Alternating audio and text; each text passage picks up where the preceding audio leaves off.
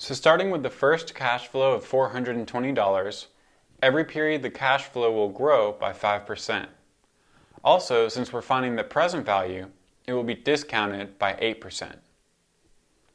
So the easiest way to approach these problems is to convert these two rates to a single rate. So consider this first cash flow. We know it's going to grow by 5%, so we'll multiply it by 1 plus the growth rate, 1.05. But we're also trying to find the present value, so we're also trying to discount all of these cash flows back to time period 0. So this one, we're just looking at the first one, we'll divide it by 1 plus the discount rate, or 1.08. Well, if we simplify this fraction, 1.05 over 1.08, we get 0.9722. So if we take the cash flow, this first cash flow, and multiply it by 0.9722, it is the same thing as multiplying it by 1.05 and then dividing it by 1.08. So multiplying by this factor, this 0.9722, it simultaneously grows our cash flows and discounts it. And so what we could do is take the cash flow and multiply it by 0.9722 and then do it again and multiply it by 0.9722 squared and cubed and so on and so forth. But our calculator can do this for us now automatically since we have one rate that represents both the growth and the discounting. So mathematically, again, multiplying by 0.9722 looks like we're compounding the cash flow forward at some rate. Now this is important to understand. Mathematically it looks like we're compounding, but we're actually compounding and discounting. We're actually evaluating all of these cash flows as of time period 0. But it looks like we're compounding. And we know from our basic time value of money equation that the future value of some cash flow equals the present value times 1 plus the rate, 1 plus the interest rate that we're using to compound it forward. Well, 1 plus the interest rate equals this 0.9722 that we're multiplying by our cash flows, so we can solve for the rate by subtracting 1 from both sides.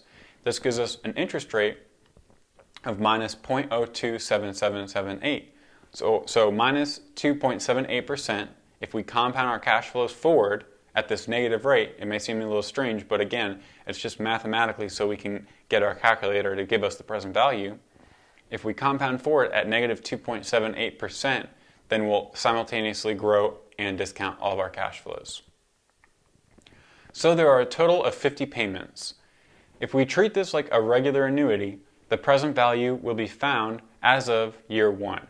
And the reason for this, when we're thinking about the way our calculator gives us this data, we have to think in reverse. Because again, we're solving for the future value, but it's going to give us the present value. Again, because that discounting is built into that negative interest rate.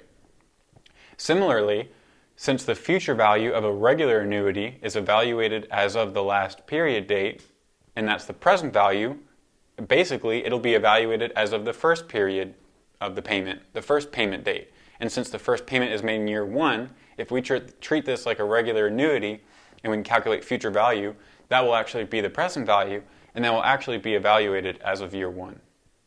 So then all we have to do is discount the value back one more period to find the price as of year 0. Because we're still looking for the price, the present value as of year 0.